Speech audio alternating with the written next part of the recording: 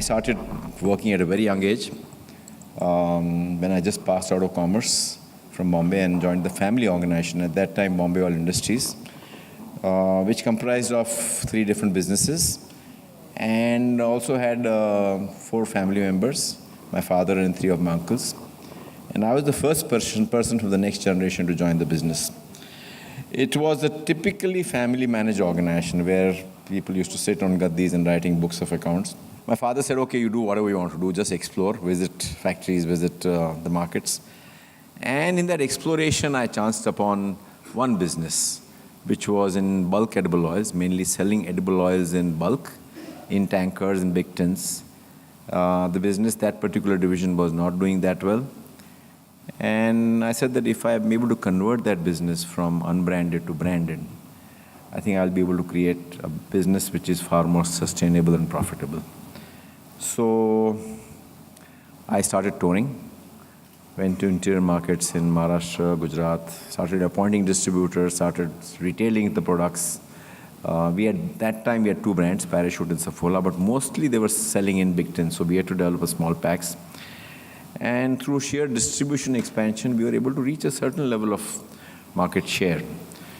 But then we started stagnating, and we were in the range of about 10-15% market share. So we said, what do we do? How do we get that quantum jump in our market share? And that's how we said that if we can convert this market, and that time the market of coconut oil was fully in tins, and we said that if we convert this market from tin to plastics, I think it will be beneficial for the consumer because it is far more convenient. It looks more attractive than a tin. It's cheaper, so we can invest more money into the brand. So it made all the sense for us to convert the market from tin to plastics.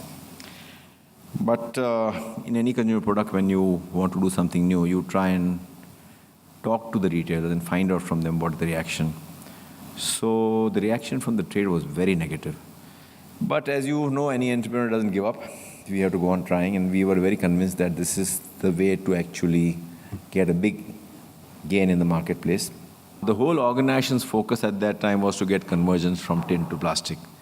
And it took almost about 7 years for us to get that market converted. Today the whole market is in plastics, but every month I would track what is the conversion happening, what is the percentage of sales from plastics.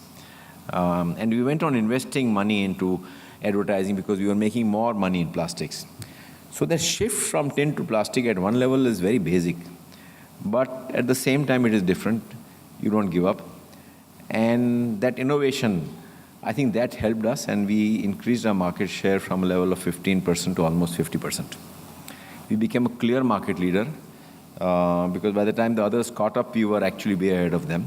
Innovation and persistency in driving that innovation is something which led to our success. How do you create a culture of innovation? First of all, you recruit talent which is diverse. Diversity breeds a lot of new thinking. You want to attract people who want to make a big difference. So you don't want people who are satisfied with themselves. They have to have a burning desire to succeed. So you recruit the right level of people who are wanting to make a big impact. Wanting to be innovative, wanting to be experimental. And from our side, we told them that you have to experiment. You don't have to have any fear of failure. If you fail, we are not going to punish you. People and culture have played a very, very important role. And as we progressed, we went public in the year 1996.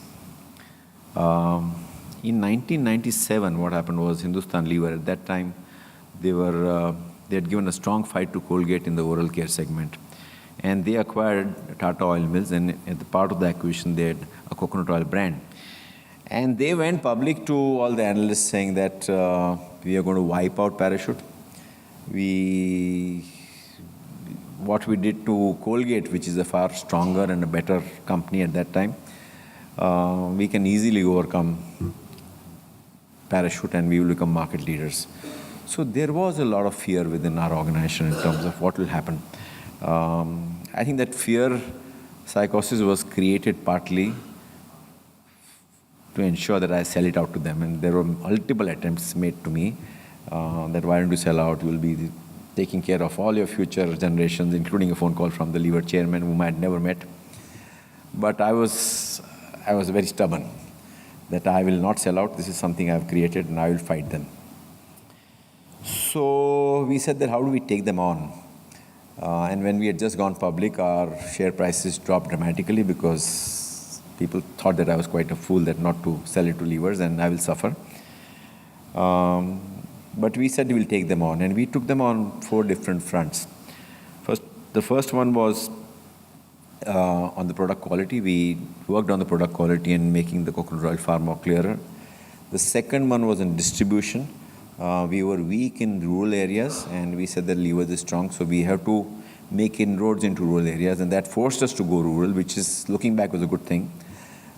We developed an advertising campaign which was very, very emotional and touching on the benefits of coconut oil on auspicious occasions and converting that to the Parachute brand. And I think that ad campaign really made a big impact.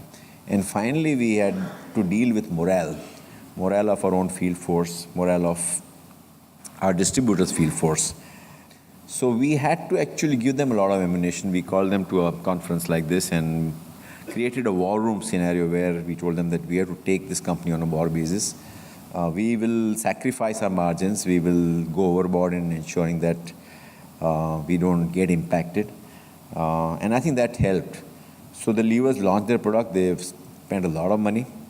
They didn't launch not once, but 2 or 3 relaunches.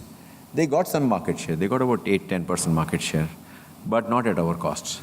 They got at the cost of some of our weaker competitors. I realized that this category, they were losing interest, and nobody was paying attention to their coconut oil. And by then I had known the lever leadership, and I had mentioned to them that if you're not paying attention, if your market shares are falling, why don't you sell it off? Decided to closed auction amongst all the players. And 5 Indian players all bid for that brand, including Wipro, Dabur, Imami, Godrej, and us. So we went all out in terms of quoting a figure which was far above others. We didn't keep any reserve in terms of valuation. And the levers also were very surprised that we had given a very strong bid. So finally, actually, from selling that brand to them, we acquired their brand, and that was a huge source of emotional victory for us, and the feeling internally within the organization was very, very good. If you have this story and if you have something back you, I think you should not get deterred by some large players. You have to have a game plan to take them on. But in this case, we came to the evaluation that they cannot beat us on various fronts. And I think that worked very well for us.